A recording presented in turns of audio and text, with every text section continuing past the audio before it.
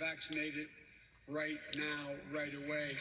Go get vaccinated, America. Go and get the vaccination. They're available. You're eligible now.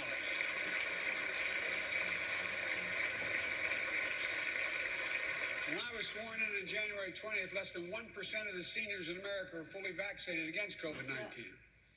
100 days later, 70% of seniors in America over 65 are protected, fully protected. Senior deaths from COVID-19 are down 80% since January. Down 80% because of all of you.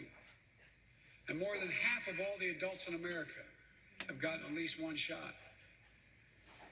A mass vaccination center in Glendale, Arizona. I asked the nurse, I said, what's it like? She looked at me and she said, it's like every shot is giving a dose of hope, is her phrase, a dose of hope. A dose of hope for an educator in Florida who has a child suffering from an autoimmune disease. Wrote to me, said she was worried about bringing the virus home. She said she then got vaccinated at a large site in her car. She said she sat in her car when she got vaccinated and just cried. Cried out of joy and cried out of relief. Parents, seeing the smiles on their kids' faces for those who are able to go back to school because the teachers and the school bus drivers and cafeteria workers have been vaccinated.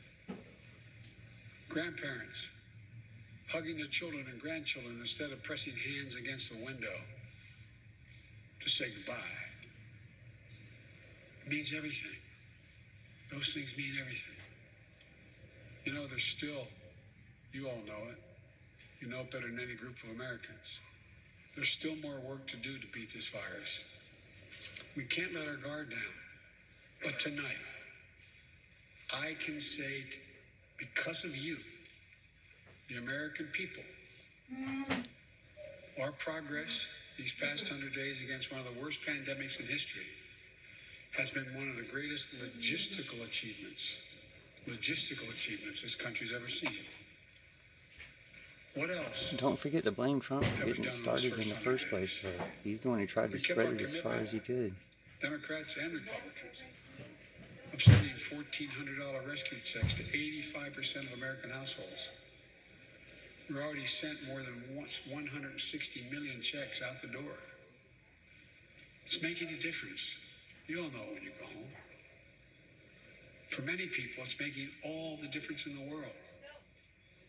A single mom in Texas who wrote me, she said she couldn't work, but she said the relief check put food on the table and saved her and her son from eviction from their apartment. Yeah, it should have been taken care of anyway, though. Who told me she immediately took her granddaughter to the eye doctor. Something she said she put off for months because she didn't have the money. Don't brag about $1,400 when you could do more for people instead of doing more for corporations. Cars lined up for miles. And not people who just barely ever start those cars, nice cars. Lined up for miles, waiting for a box of food to be put in their trunk. Even nice cars? You, but I didn't ever think I'd see that in America. And all of this is through no fault of their own. Go ahead and blame Trump there for spreading the virus as far as he could. That's why the rescue Go ahead and blame Facebook. Is delivering food and nutrition assistance to millions of Americans facing hunger. All their fake profiles telling people the virus was fake. We're also providing rental assistance. You all know this, but the American people, I want to make sure they understand. Keeping people from being evicted from their homes. Providing loans for small businesses to reopen and keep their employees on the job. During these 100 days, an additional 800,000 Americans enrolled in the Affordable Care Act when I established a special sign-up period to do that. 800,000 in that period. We're making one of the largest one-time ever investments, ever, in improving health care for veterans. Critical investments to address Just go ahead and give us universal health care, though. And maybe Instead of most piecing it importantly, out to these people and those thanks to people. the American Rescue Plan, we're on track to cut child poverty in America in half. You know what would really do that? Is universal health care.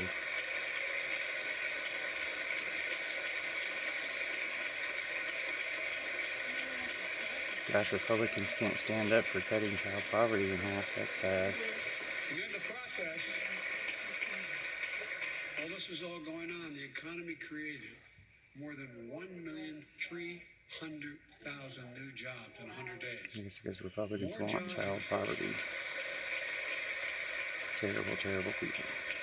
More jobs in the first 100 days than any president on record. The International Monetary Fund